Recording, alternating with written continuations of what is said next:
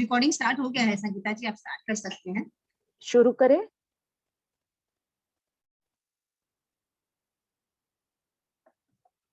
आवाज आ रही है मेरी? हाँ जी संगीता जी। ठीक है।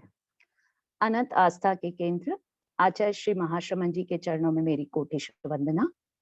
जूम क्लास में संभागी सभी लोगों को मेरा सादर जय जिनेन्द्र। आज के डाउट्स, एक तो है पाप के 18 प्रकार। तो पहली बात है कि पाप किसे कहते हैं। जीव जब अशुभ प्रवृत्ति करता है तब उसके अशुभ कर्म का बंधन होता है, और ये अशुभ कर्म जब उदय में आता है तो वह अशुभ फल देता है, वह पाप कहलाता है। और इस पाप के 18 प्रकार है। पहला है प्राणातिपात। प्राणातिपात का अर्थ होता है प्राण प्लस अतिपात, यानी प्राण का हनन करना या जीव का वध करने से बनने वाला अशुभ कर्म प्राणातिपात है। दूसरा है वृषावाद। वृषावाद का अर्थ हुआ झूठ बोलने से बनने वाला पाप कर्म। अदता दान, तीसरा है अदता दान, चोरी करने से बंधने वाला अशुभ कर्म, वो है अदता दान। मैथुन यानी अब्रह्मचर्य का सेवन करने से बनने वाला पाप कर्म। फिर है परिग्रह, वस्तुओं का अत्यधिक संग्रह करना और उनके प्रति ममत्व रखना, ये है परिग्रह पाप। तो हो गया अदता दान, मैथुन, परिग्रह। फिर आता है क्रोध। क्रोध यानी उत्तेजना, गुस्सा करने से बनने वाला पाप कर्म। मान, अहंकार करने से बनने वाला पाप कर्म।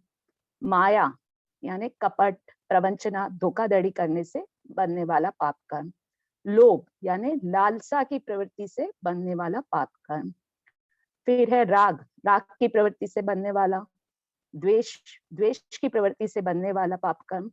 कलह यानी झगड़ालू वृत्ति से बनने वाला पाप कर्म। फिर अभ्याख्यान, अभ्याख्यान यानी मिथ्या दोषारोपण कर देना, किसी पे झूठा ब्लेम लगा देना, मिथ्या आरोप लगा देना, वो हो गया अभ्याख्यान। पैशून्य, अभ्याख्यान, पैशून्य का अर्थ हुआ चुगली करने से बनने वाला पाप कर्म। तो प्राणातिपात, मूषावाद, अदतादान, मैथुन, परिग्रह, क्रोध, मान, माया, लोभ, राग, द्वेष, कलह, अभ्याख्यान और पैशून्य। पैशून्य यानी चुगली करने से, और पर परिवाद यानी दूसरों की निंदा करने से बनने वाला पाप कर्म। और मिथ्या दर्शन शैली यानी विपरीत श्रद्धा रखने से, यानी जो भगवान ने मार्ग दिखाया या जो 9 तत्व है उनके प्रति विपरीत श्रद्धा रखने से बनने वाला पाप कर्म। तो ये हो गए 18 पाप। यहाँ तक क्लियर है? नहीं मैम, रति, अरति और माया मृषा पाप 2 रह गए शायद। अच्छा, रति का अर्थ होता है असंयम में रुचि, और अरति का अर्थ है संयम में अरुचि, इससे बनने वाला पाप कर्म। और एक है माया मृक्षा।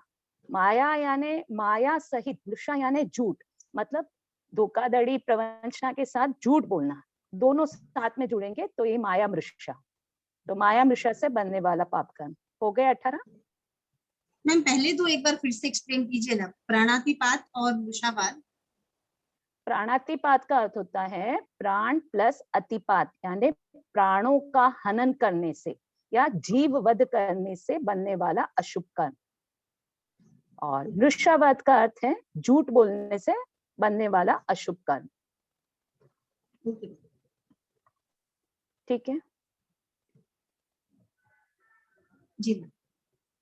नेक्स्ट टॉपिक दी थी आत्मा के 8 प्रकार। आत्मा किसे कहते हैं? आत्मा जीव का पर्यायवाची शब्द है। जीव, जीव के गुण और जीव की क्रिया, इन सबको आत्मा कहा जाता है। आत्मा एक चेतनावान पदार्थ है, लेकिन उसकी चेतना सदा एक रूप में नहीं रहती, उसका रूपांतरण होता रहता है। इसी कारण आत्मा के 8 भेद किए गए हैं। जैसे द्रव्य आत्मा, द्रव्य आत्मा का अर्थ होता है शुद्ध चेतना। दूसरी है कषाय आत्मा, जब आत्मा क्रोध, मान, माया, लोभ से रंजित या उनसे युक्त हो जाती है, तब वह कषाय आत्मा कहलाती है। तीसरी है योग आत्मा। जीव की मन, वचन, काया की जो प्रवृत्ति है उसे योग आत्मा के नाम से जाना जाता है। चौथी है उपयोग आत्मा। तो जो आत्मा की जानने और देखने की परिणति है वह है उपयोग आत्मा। फिर ज्ञान आत्मा, जो आत्मा की ज्ञान चेतना है वह है ज्ञान आत्मा। और आत्मा की जो दर्शन चेतना है वह है दर्शन आत्मा। यह दर्शन का अर्थ देखना नहीं, दर्शन का अर्थ होगा जीव का दृष्टिकोण, कि वह सम्यक दृष्टिकोण वाला है या मिथ्या दृष्टिकोण वाला है। तो उसके दृष्टिकोण की अपेक्षा, मतलब सम्यक दृष्टिकोण होगा तो भी उसे दर्शन आत्मा के अंतर्गत लेंगे, और मिथ्या दृष्टिकोण होगा तो भी दर्शन आत्मा के अंतर्गत लेंगे। ज्ञान, दर्शन और चारित्र आत्मा, आत्मा की विशिष्ट संयम मूलक अवस्था, यानी चारित्र आत्मा यानी जिन्होंने 3 करण 3 योग से सर्व सावध्य योग का त्याग कर लिया, साधु जीवन ग्रहण कर लिया, वो हो गई चारित्र आत्मा। और लास्ट है वीर्य आत्मा। वीर्य आत्मा यानी आत्मा का सामर्थ्य, आत्मा की शक्ति। तो ये हो गए आत्मा के 8 प्रकार। वैसे आत्मा तो एक ही है, लेकिन उसकी भिन्न भिन्न अवस्थाओं के आधार पर उसके 8 भेद किए गए। तो उसमें पहले जो, वैसे आत्मा के 2 भेद भी कर सकते हैं, द्रव्य आत्मा और भाव आत्मा। पहली द्रव्य आत्मा है, और जो शेष 7 है वो आत्मा की विभिन्न परिणतियां या अवस्था है, उन्हें भाव आत्मा, शेष 7 आत्माओं को भाव आत्मा भी कहा जाता है।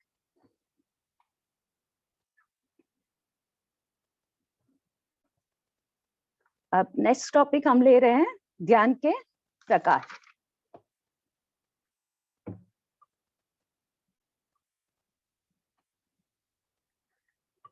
ध्यान किसे कहते हैं? तो इसकी कई परिभाषाएं हो सकती हैं, जैसे मन, वचन, काया की प्रवृत्ति का निरोध करना ध्यान कहलाता है। किसी एक विषय पर मन को स्थिर करना भी ध्यान है, या चिंतनीय विषय पर मन को एकाग्र करना ध्यान है। ध्यान के 4 प्रकार हैं। पहला है आर्त ध्यान। प्रिय व्यक्ति या वस्तु का वियोग हो जाए तो उसे पुनः प्राप्त करने के लिए निरंतर चलने वाला चिंतन आर्त ध्यान कहलाता है। या फिर अप्रिय व्यक्ति या वस्तु का संयोग हो जाए तो कब उससे छुटकारा मिले, इसके लिए निरंतर चिंतन करना आर्त ध्यान है। शारीरिक या मानसिक पीड़ा हो, रोग हो, तो उससे दूर करने के लिए निरंतर चिंतन करना, ये भी आर्त ध्यान है। दूसरा है रौद्र ध्यान। चेतना की क्रूरतामयी एकाग्र परिणति, उसको रौद्र ध्यान कहते हैं। इसमें व्यक्ति का चित्त क्रूर और कठोर हो जाता है। वह हिंसा करने की, जो भौतिक विषय है, भौतिक पदार्थ है, भोग की वस्तु है, उनकी सुरक्षा के लिए हिंसा का विचार करता है, झूठ बोलने का विचार करता है, चोरी करने का विचार करता है। इस प्रकार हिंसा, असत्य, चोरी आदि दुष्प्रवृत्तियों से जो अनुबंधित चिंतन है, जो इस प्रकार का चिंतन निरंतर चलता रहता है, वह है रौद्र ध्यान। इसमें जीव ध्वंसात्मक भावों का अर्जन कर लेता है और कई बार अवांछित प्रवृत्ति भी कर लेता है। ये दोनों अशुभ ध्यान है। धर्म आर्त ध्यान और रौद्र ध्यान, ये दोनों अशुभ ध्यान है। तीसरा है धर्म ध्यान। धर्म ध्यान है सत्य की खोज के लिए होने वाला चिंतन।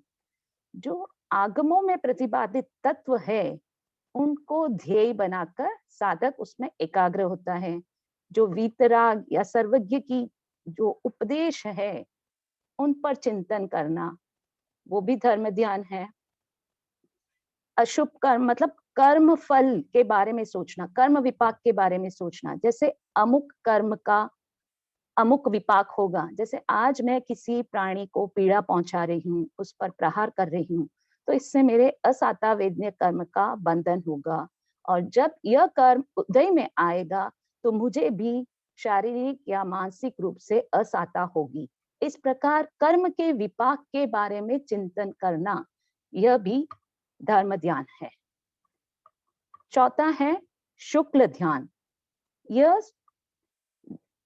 परिपूर्ण समाधि, शुक्ल ध्यान यानी परिपूर्ण समाधि। इसमें चिंतन की निर्मलता एकदम एक्सट्रीम हाईएस्ट लेवल पर होती है। इसमें भौतिक आकांक्षाएं छूट जाती है और आत्मिक अनुभूति के द्वार खुल जाते हैं। तो धर्म ध्यान और शुक्ल ध्यान ये दो प्रशस्त ध्यान है, शुभ ध्यान है। अब एक क्वेश्चन और आया था, धर्म ध्यान की 4 अनुप्रेक्षाएं। तो वो है एकत्व अनुप्रेक्षा, यानी अकेलेपन का चिंतन करना। तू अकेला ही आया है और अकेला ही जाएगा। इस शरीर की सार संभाल में अपना सारा जीवन लगा दिया, फिर भी अंत में यह शरीर भी यही रह जाएगा। इस प्रकार अकेलेपन का चिंतन करना ये एकत्व अनुप्रेक्षा है। दूसरी है अनित्य अनुप्रेक्षा, पदार्थों की अनित्यता का चिंतन करना। जो संयोग है उसका निश्चित वियोग होगा। जैसे वस्त्र है, आसन है, शरीर है, संबंध है, ये सब अनित्य है। इस जिनका भी संयोग हुआ उसका निश्चित वियोग होगा, ऐसा चिंतन करना अनित्य अनुप्रेक्षा है। तीसरी है अशरण अनुप्रेक्षा, यानी धर्म के सिवाय कोई भी शरण नहीं है, ऐसा चिंतन करना। कुटुंब, परिवार, कोई भी शरण नहीं देता, सिर्फ धर्म ही साथ चलने वाला है। इस प्रकार चिंतन करना अशरण अनुप्रेक्षा है। संसार अनुप्रेक्षा, संसार अनुप्रेक्षा यानी यह संसार जन्म मरण स्वरूप वाला है। इस संसार में हम कई बार 4 गतियों में अनंत बार भव भ्रमण आते जाते रहे, इस प्रकार चिंतन करना संसार अनुप्रेक्षा है। ठीक है। फिर शुक्ल ध्यान की भी 4 अनुप्रेक्षाएं बताई गई है। फर्स्ट है अपाय अनुप्रेक्षा। शुक्ल ध्यान की 4 अनुप्रेक्षाएं बता रही हूँ। अपाय अनुप्रेक्षा, जो हिंसा आदि 5 आश्रवों का सेवन करता है, जैसे प्रणतिपात, मूर्छावात, अदतादान, मैथुन, परिग्रह, ये जो 5 आश्रव का सेवन करता है वह जन्म जन्मांतर तक दुख का भागी बन जाता है। तो इस हिंसा आदि को दुख का मूल मानकर उनका त्याग करना, त्याग जो करता है वही सुखी होता है, इस प्रकार चिंतन करना अपाय अनुप्रेक्षा है। दूसरी है अशुभ अनुप्रेक्षा। इस जगत में जितने भी पौद्गलिक पदार्थ हैं और उनके संयोग से होने वाले जो भाव है वह अशुभ है। पदार्थों से वास्तविक सुख नहीं मिलता है, उससे क्षणिक सुख मिलता है। इसलिए इन पदार्थों के बारे में, इन पदार्थों का जो त्याग करता है वही सुखी होता है, इस प्रकार चिंतन करना अशुभ अनुप्रेक्षा है। थर्ड है अनंत वृत्तिता अनुप्रेक्षा। यह जीव अनादि काल से इस जगत में भव भ्रमण कर रहा है, जिसने भव भ्रमण का अंत कर दिया वही सुखी होता है, ऐसा चिंतन करना अनंत वृत्तिता अनुप्रेक्षा है। चौथी है विपरिणाम अनुप्रेक्षा। जैसे इंद्रधनुष है, ओस की बूंद है या संध्या की लालिमा है, वो देखने में मनोहर लगते हैं लेकिन वो क्षण भर में ही नष्ट हो जाते हैं। वैसे ही इस जगत में स्त्री पुरुष का जोड़ा, वस्त्र, आभूषण, उनकी चमक, संपत्ति का संयोग, ये सब देखते ही देखते क्षण में नष्ट हो जाते हैं। तो इन सब में आसक्ति का त्याग करने वाला सुखी हो जाता है। इस प्रकार चिंतन करना विपरिणाम अनुप्रेक्षा है। क्लियर है यहाँ तक? तो हमारे हो गए पाप के 18 प्रकार हो गए, ध्यान के 4 प्रकार हो गए, आत्मा के 8 प्रकार हो गए, और धर्म ध्यान की अनुप्रेक्षाएं हो गई, शुक्ल ध्यान की अनुप्रेक्षा हो गई। अब है प्राण और पर्याप्ति। प्राण और पर्याप्ति है ना नेक्स्ट टॉपिक? जी मैम। तो प्राण क्या है? प्राण क्या है? प्राण जीवनी शक्ति है और पर्याप्ति पौद्गलिक शक्ति है। जैन दर्शन के अनुसार हमारा यह शरीर 3 शरीर को समाहित किए हुए है। एक है औदारिक शरीर, दूसरा तेजस शरीर और तीसरा कार्मन शरीर। कार्मन शरीर क्या है? कर्म पुद्गलों द्वारा रचित है, यानी कर्म संस्कारों का आवास है। और तेजस शरीर हमारे इस औदारिक शरीर को शक्ति प्रदान करता है और यह शक्ति औदारिक शरीर में प्राण के रूप में पहुंचती है। ठीक है, अब जो स्थूल शरीर है, हमारे भीतर आत्मा है, तो इस आत्मा यानी चैतन्य की अभिव्यक्ति स्थूल शरीर में प्राण के द्वारा होती है। वह तेजस शरीर में आता है और तेजस शरीर से स्थूल शरीर में आता है। अब वो कैसे आता है, इसकी प्रक्रिया अपन जानेंगे कि बाह्य आकाश मंडल में तेजस वर्गणा के परमाणु फैले हुए हैं, उनका ग्रहण स्थूल शरीर के द्वारा उसका आकर्षण और ग्रहण होता रहता है और उसका तेजस शरीर के रूप में परिणमन होता है। ये जितना ज्यादा होगा उतना ही तेजस शरीर पुष्ट होगा और कम ग्रहण होगा तो तेजस शरीर क्षीण होगा। अब तेजस शरीर से एक ही प्रकार की प्राण शक्ति का विकिरण होता है, लेकिन वह स्थूल शरीर से जुड़कर अनेक प्रकार के कार्य करती है। वह स्थूल शरीर से जुड़कर अनेक प्रकार के कार्य करती है और फिर वही आकाश मंडल में विसर्जित हो जाती है। तो कार्य भेद के आधार पर इसके 10 भेद किए गए हैं। जो प्राण शक्ति तेजस शरीर से आ रही है उसके 10 भेद किए गए, उसे ही हम 10 प्राण कहते हैं। तो पहला है श्रोतेंद्रिय प्राण, जो 5 इंद्रियों से रिलेटेड है। श्रोतेंद्रिय प्राण, चक्षु इंद्रिय प्राण, घ्राणेन्द्रिय प्राण, रसनेन्द्रिय प्राण और स्पर्शनेन्द्रिय प्राण। ये 5 इंद्रिय प्राण हमारी इंद्रियों को सक्रिय करते हैं। फिर मनोबल प्राण, वचन बल प्राण, काय बल प्राण हमारे शरीर, वचन और मन को सक्रिय करते हैं। और जो श्वासोश्वास प्राण है वह रक्त शोधन की प्रक्रिया के माध्यम से हमारे संपूर्ण शरीर को सक्रिय करता है। और लास्ट है आयुष्य प्राण, ये हमारे जीवन की अवधि का आधार है। जब तक आयुष्य प्राण रहेगा तब तक हमारा जीवन रहेगा। मतलब आयुष्य प्राण हमारे लाइफ स्पैन को डिटरमिन करता है। यहाँ तक क्लियर है? Any doubts? अब हम आगे चलते हैं पर्याप्ति। अब मन, वचन और शरीर की क्रियाओं को संपादित करने वाली शक्ति का नाम क्या है? प्राण। अब इन क्रिया को संपादित करने के लिए जिन पौद्गलिक संस्थानों की सहायता मिलती है उसे कहते हैं पर्याप्ति। तो हमारे इस औदारिक शरीर में 6 पर्याप्ति या 6 संस्थान हैं। ये सारी पर्याप्तियां, जो 6 पर्याप्तियां हैं, ये हमारे तेजस शरीर के संवादी केंद्र है। उनके माध्यम से बाह्य आकाश मंडल में जो प्राण के परमाणु हैं उनका ग्रहण, परिणमन और उत्सर्जन होता रहता है।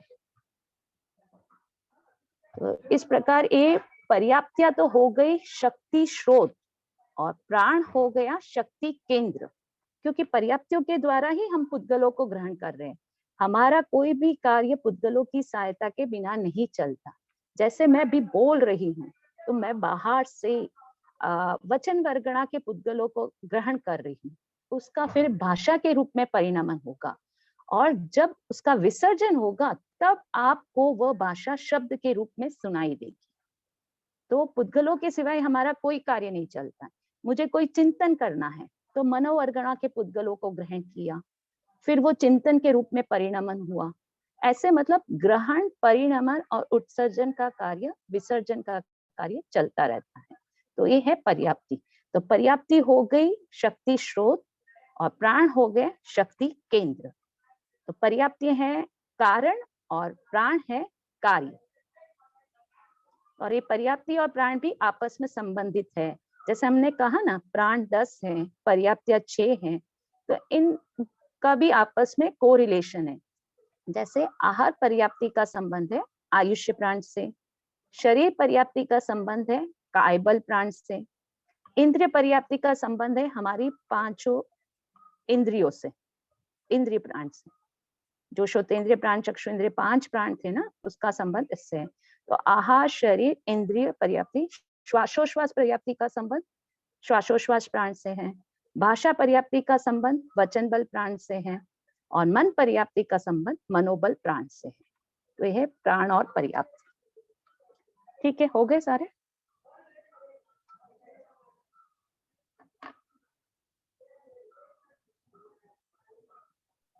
मैम निर्जला के 12 वेद। अच्छा, आश्रव, संवर, निर्जरा का है? अच्छा जी समझिए। निर्जला के ये 12 जो वेद। 6 बाह्य 6 अभ्यंतर वाले। अच्छा, तो आश्रव संवर करना है कि क्लियर है वो? वो भी करवा दीजिए मैम, दोनों करवा दीजिए। आश्रव, आश्रव यानी आ यानी कर्मों के आने का द्वार। आत्मा के जिस परिणाम से कर्मों का आगमन होता है उसे आश्रव कहते हैं। और संवर, स यानी स्टॉप। आत्मा के जिस परिणाम से कर्मों का निरोध होता है उसे कहते हैं संवर। और निर्जरा, निर्जरा का होता है कि तपस्या आदि के द्वारा कर्मों का विलय होने से जो आत्मा की आंशिक उज्ज्वलता होती है उसे निर्जरा कहते हैं। मतलब अगर पूर्ण उज्ज्वलता हो जाए तो वो तो मोक्ष हो जाएगा। आंशिक यानी थोड़े रूप में जो आत्मा की शुद्धि हो रही, आत्मा की उज्ज्वलता हो रही है, वह है निर्जरा। अब निर्जरा के 12 भेद हैं।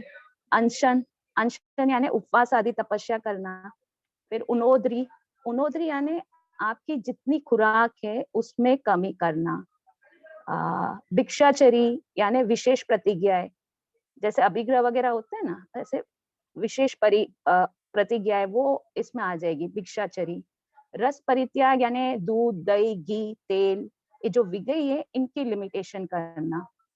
तो अनशन, उनोदरी, भिक्षाचरी, रस परित्याग। काय कलेश, काय कलेश यानी शरीर को साधना।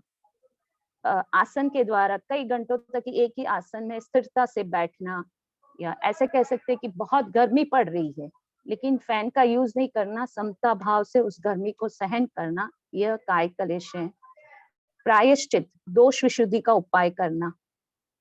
विनय, विनय यानी बड़ों का बहुमान करना भी हो गया। और स्वाध्याय यानी स्वयं का अध्ययन करना, शास्त्रों का अध्ययन करना। नेक्स्ट कौन सा है? स्वाध्याय, ध्यान, ध्यान तो मन वचन काया की प्रवृत्ति का निरोध करना। और विनय ऐसे मतलब अहंकार शून्यता की प्रक्रिया है। आप अपने ईगो को साइड में रखोगे तो ही आप सामने वाले के सामने झुक सकते हो।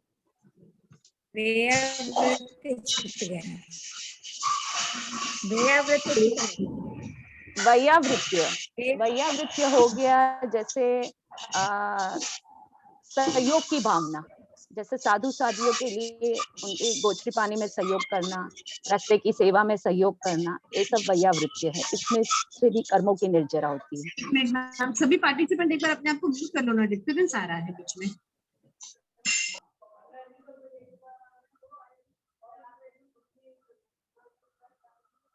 सॉरी मैम, कंटिन्यू करें प्लीज। सॉरी। विसर्ग एक बाकी है। वित्सर्ग बाकी है ना। वित्सर्ग तो मतलब शरीर है, उपकरणों के प्रति अनासक्ति का भाव, उनका विसर्जन करना। जब हमारी विवेक चेतना पुष्ट हो जाती है ना तो कोई भी मतलब त्याग की भावना जागृत होती है, कोई भी चीज छोड़ने में संकोच नहीं होता है। जैसे इंद्रिय विषयों को छोड़ देना। जैसे वित्सर्ग के कई प्रकार होते हैं, जैसे द्रव्य वित्सर्ग हो गया, भाव वित्सर्ग हो गया। तो जैसे भक्तपान, भक्तपान वित्सर्ग का अर्थ होगा कि जैसे खाने पीने की चीजें छोड़ देना। जैसे अपन पौरसी कर ली, नौकारसी कर ली, कभी द्रव्यों की सीमा कर ली, ये सब भक्तपान वित्सर्ग। भक्तपान यानी खाने पीने की चीजों का करना। ये किसी के सहयोग का हो सकता है, वस्त्र का हो सकता है, पात्र का हो सकता है। तो वित्सर्ग का अर्थ है छोड़ना, त्याग करना, या इनमें अनासक्ति का भाव। जैसे शरीर है, उपकरण है, इनके प्रति अनासक्ति का भाव, ये व्युत्सर्ग कहलाएगा। एक और कुछ कहा था, अमूढ़ चेतना। संगीता जी, ये कायोत्सर्ग भी व्युत्सर्ग में आ सकता है ना? उसमें भी ममत्व का कायोत्सर्ग में विसर्जन तो करना। सिर्फ, हाँ वो सिर्फ शरीर का हुआ ना, काया प्लस उत्सर्ग, शरीर के प्रति जो विमर्शन ममत्व है उसका विसर्जन करना। व्युत्सर्ग में शरीर का हो सकता है, उपकरणों का हो सकता है। जैसे गण व्युत्सर्ग भी होता है, तो उसमें कोई मुनि अपनी विशिष्ट आत्म साधना के लिए गुरु की आज्ञा लेकर गण से भी अलग हो सकता है, गण को भी छोड़ देना। तो कायोत्सर्ग में सिर्फ काया का, उसमें कायोत्सर्ग में शरीर की स्थिरता, शिथिलता और उसके प्रति जो ममत्व है उसका विसर्जन करना। और व्युत्सर्ग में और भी कई चीजें आ जाती हैं, जैसे कषाय व्युत्सर्ग, तो अपने जो क्रोध, मान, माया, लोभ है उनको कम करने का प्रयास करना, वो हो गया कषाय व्युत्सर्ग। मैम ये 10 मिनट में अभी मीटिंग इसमें दिखाया है कि वो एंड हो जाएगा, तो उसको कंटिन्यू करना है क्योंकि रिकॉर्डिंग मुझे जो टॉपिक्स दिए थे वो तो लगभग हो चुकी है। मेरा एक डाउट है, ये जो समाधि की अवस्था है तो एक केवल ज्ञान की अवस्था है या उसके पहले भी प्राप्त हो सकती है?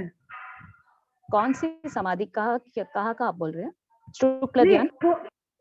नहीं, समाधि की अवस्था है तो ये अवस्था क्या हमें प्राप्त हो सकती है या केवल ज्ञानी की अवस्था होती है? वही शुक्ल ध्यान में वही जो समाधि की अवस्था है ना, वो 13वें गुणस्थान या मतलब 14वें गुणस्थान में आप समझे, जब शुक्ल ध्यान का तीसरा चौथा भेद होता है ना, सूक्ष्म क्रिया प्रतिपाती, समुचिन क्रिया अनिवृत्ति, उसमें होता है जब मन, वचन, काय की प्रवृत्ति का निरोध हो जाता है, सिर्फ श्वासोश्वास जैसी प्रक्रिया चालू रहती है।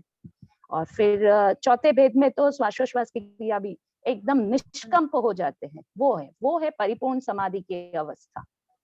अभी जो हम प्रैक्टिस कर रहे हैं उसके पास क्या समाधि की उपलब्धि नहीं हो सकती? ऐसा नहीं कहेंगे, वो पूरा तत्व ज्ञान में अलग से चला जाएगा। नहीं, आंशिक रूप से होती है क्या? जैसे निजरा आंशिक रूप से होती है तो समाधि का भी आंशिक रूप से हो सकता है? समाधि का अनुभव हो सकता है, समाधि प्राप्त नहीं हो रही है। अच्छा। अपनी उतनी उत्कृष्ट साधना भी तो नहीं है। उतनी उत्कृष्ट, वैसे ये सब भावों पे डिपेंड करता है। वैसे कहा जाए तो अब तो इतने ऊपर श्रेणी आरोहण होता ही नहीं है, 5वां आरा चल रहा है, इसमें श्रेणी आरोहण ही नहीं होता है, तो उस समाधि तक पहुंचने की बात यहाँ घटित नहीं होती। शुक्ल ध्यान तो वैसे भी 8वें गुणस्थान से शुरू होगा, अपने तो अभी 5वें में बैठे हैं। Okay, thank you. ठीक है, एंड करें? और किसी को कुछ पूछना है? रिकॉर्डिंग स्टॉप कर दूं? मैम रिकॉर्डिंग स्टॉप कर दूं?